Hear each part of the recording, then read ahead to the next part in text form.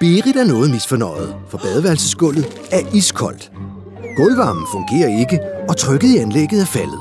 Det tyder på utæt gulvvarme. Hun må gøre noget, men det virker uoverskueligt.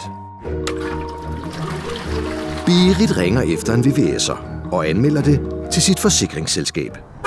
Berit kan næsten ikke tro det, for VVS-manden skal kun i teknikskabet for at hælde multisil på anlægget. Ingen knuste klinker, byggerod eller toiletvogn i haven. VVS-manden er kørt igen, inden der er gået 2 timer, og badeværelset kan oven i købet bruges, mens multisil tætner lækagen. Efter 3 døgn kommer VVS'eren tilbage og genstarter gulvvarmen. Berit ånder lettet op og nyder igen det lune gulv.